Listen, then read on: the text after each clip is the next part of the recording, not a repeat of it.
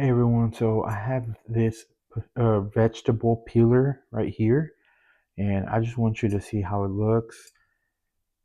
And it feels very comfortable. I like this design right here at the end. It's kind of thick, but it just makes it feel so natural to hold it whenever you're gonna peel something.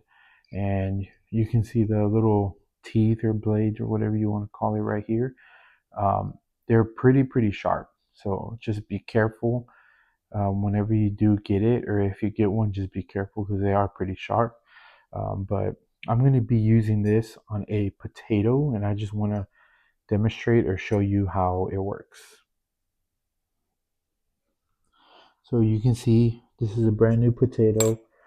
Nothing has been peeled off, and this is the first time using it. So I just want to show you guys how smooth it is. Wow. I'm really honestly shocked how smooth it is. Look at that. I'm not even trying. Like, I'm not even putting pressure on it. Look, I'm not even putting pressure on it. Look how smooth that is. That's pretty impressive.